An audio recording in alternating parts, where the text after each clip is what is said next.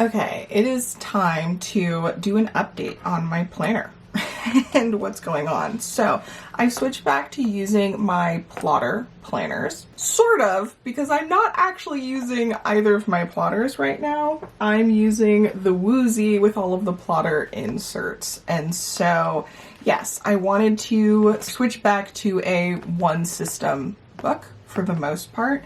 I do technically have a small ring binder to kind of go with it, which you'll get in a second. I ordered a Wuzhi version of this. I'm just waiting for that to arrive.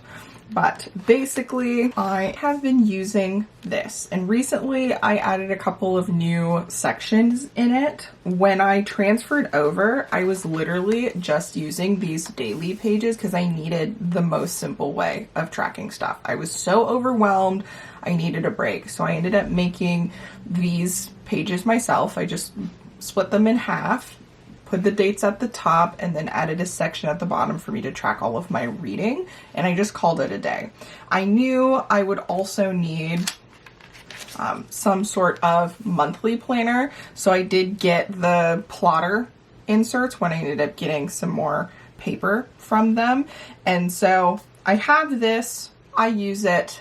That is technically the first section here. So we'll go through everything. I have this file folder here, which I mostly just use as a hard surface to kind of keep everything protected. Then it goes into my year overview so that I can plan out things on a month-by-month basis, which then goes into my monthlies, which has all of my content and just general life stuff here.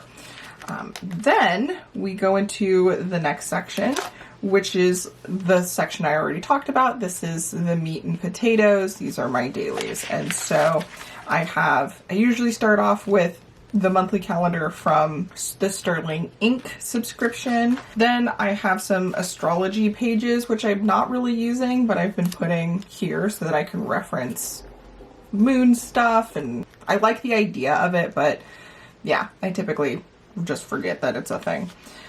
Then I have my dailies, and so these are the January. I come in after the fact and add pictures where there's space. I try to have them related to stuff that happened around that time, but I'm not strict with it.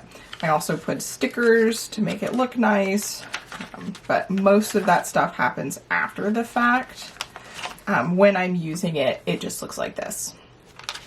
So these are February. I did go in and add some stickers as well. I covered up some work stuff, and yeah, pretty much your basic planner pages. Then we have March and my current section. I do have this like half sheet that I put in here so that I can keep track of commonplace notes, because I do have a commonplace section in the back. And then I have these smaller sheets, which are for the videos that I am working on for that current week. And that is where this comes into play. This is a recent thing, so I do have some of my completed videos and content. Some of these aren't actually videos. For instance, this was a post on my Patreon, and then this was an audio newsletter on my Patreon. I also have this information in my digital note-taking app. So then we go into my commonplace, which starts off with a reading journal. So we have reading journal, the buzzword challenge for 2024. We have my 24 books to read in 2024. I mark off the ones that I've read like this, along with adding star ratings. Currently, most of these star ratings are lower than I think they're supposed to be, except this one. I'm pretty solid on this being a 3, but I think this, and this are also 3s. This might be a 5, this might be a 5, and this might be a 4. But I figured I would just sit on a lower rating just in case things, change as I think about it more. But I'm feeling good about them so far. Then I have my A through Z challenge. I have read more books that would fit on this, but I decided I wanted to focus on the books that I really like. So these two were 5-star reads for me, and these two were 4-star reads. So yeah, the other ones that I've read, I think I can read something that I like more for those letters, and so I haven't added them yet. I have a section to do my reading goal, but I don't think I'm actually going to do this. I'll probably change this to something else, but I don't know what yet. And then I have my reading tracker, which is all of the books that I have read for the year, with the dates of when I started, when I finished, if I DNF'd, how many pages there were, etc., etc. I thought that this was kind of messy, so for the next page of it, I did lines so that I can have a little bit of a guide to keep things less messy. I also do a thing for my audiobook or Kindle progress, because there were a couple of books that I was reading off of NetGalley that I didn't own a physical copy of, but I still wanted to keep a track of how many pages I read, specifically for my daily reading tracking, and then also for my monthly wrap-ups, which I do have pages for this. So this is the January reading. I use this to figure out my monthly wrap up. This is the February. They are evolving because this is a new system for me. And then this is March. I also thought it would be nice in the section to start putting some of my book reviews. Most of this is spoilers, so be careful if you read it. Put a space to put the book cover. I don't have this book cover because I used it already for the 24 and 2024. So I'm just going to reprint this out so that I can add that here, and we'll see if that lasts or not. Who knows? Then we get into the actual commonplace section. This was actually backfilled since from my first one, since I just haven't finished them. So I was thinking of doing book stuff in there. So I have a bunch of quotes from Ringshot, which is one of my favorite books. And I have an indexing system with dots and stamps. And so in here, there were a lot of like social justice commentary. There were a couple of concepts that were based on real life things. So I had information about that. Then I went into just some random quotes that I liked. And then I did the lyrics to my favorite song, Work Song by Wuzhi. And I have the album cover from that. And then many months later, I tried another commonplace system that I backfilled as well.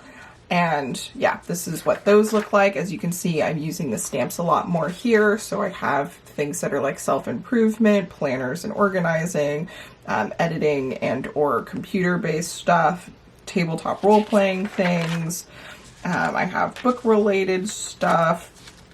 I have, finances and improvements in that way.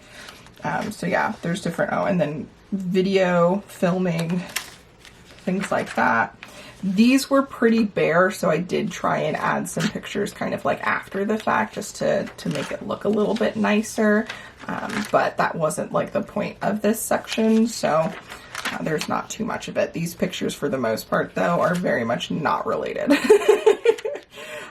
Then we get to the creative commonplacing, where all of this is based off of the visuals and concepts and ideas that I had. So I really liked this image, and so I kind of talked about that idea. These quotes, I liked them.